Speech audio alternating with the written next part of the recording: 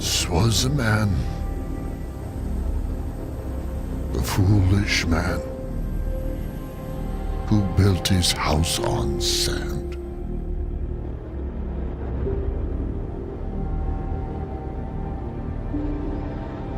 The rains came,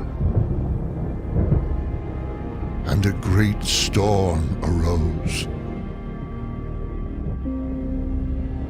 The foundations of that house were shaken, and it fell with a great crash. The kingdoms of sand will not stand.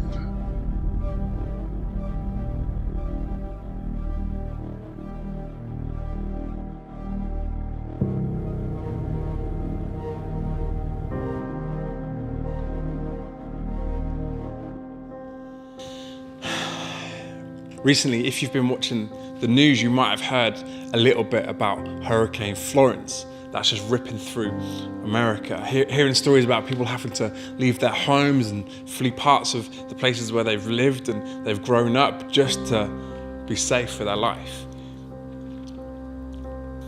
You know, as I was thinking about some of these people and some of the places that they're fleeing from, I started to think, what about their houses, the things they're leaving behind? How damaged are they gonna get? And as I did a bit of research, I found that there are people in America that claim that they can build hurricane-proof houses. Houses that can withstand hurricane after hurricane. And you know what? As I looked into this, the principle that they use is really quite simple.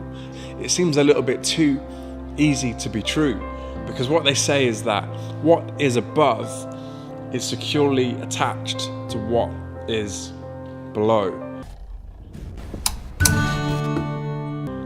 In other words, the most important part of their houses is the foundation. The same is true if you go to any city that has skyscrapers or huge buildings, and the foundations of those buildings have to be correct within a few millimeters, because the quality of the foundation determines what it can hold. And you know, Jesus says the same is true of our lives. He says, whoever hears my words and does them is like a wise man who built his house upon a rock. If you smell what the rock is cooking. But if you don't do them, you're like a man who builds his house upon sand. Because the thing is, you'll already know that life isn't just so simple. You might be going through things, or you might be going through storms already, maybe at home or at school or with your friends. It doesn't take a genius to realize that in life you will go through storms. But my question to you today is, what is your foundation? And so how do you build your life upon the right foundation? I think Jesus shows us in some of the words that he says. And the first thing he says is, everyone who hears these words of mine. So the first thing is, you've got to know what Jesus is saying. If you want to build your life upon the rock, you've got to spend time getting to know Jesus. So the first step is to know. You've got to know what Jesus was teaching. And you know, some of you might be new to the Christian faith, you might be still weighing up of trying to explore it a little bit, but others, you've been around a while, and this is still where it starts. I want to encourage you, if you've got a smartphone, then why don't you spend the first 10 minutes of every day reading a Bible plan on your phone? You can simply download a Bible app, and there's loads of free plans that you can do. The first 10 minutes of your day, if you give them to Jesus, I guarantee it will change your life. And the reason we read is so that we can understand what Jesus was teaching, but so we would know it and we can apply it to our own life. The more we read the Bible, the more we understand what Jesus is like. The second thing is to do. We've got to know what Jesus says, but then we have to do what he says. You can come to church all your life, listen to all the greatest sermons, but unless you do something, your life will not be changed.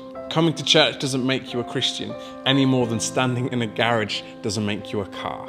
And some of the things that Jesus tells us to do are really simple. To love one another, to treat somebody as you would like to be treated, to not judge other people, for your language to always encourage people and not put people down. As we get to know Jesus, we understand how he wants us to live our life in relationship with other people, even people that we don't like, how we're supposed to love them, how we're supposed to care for them, how we're supposed to treat them, how we're supposed to serve them. Sometimes we have to put ourselves second rather than first. And third, we have to desire to be like Jesus every single day.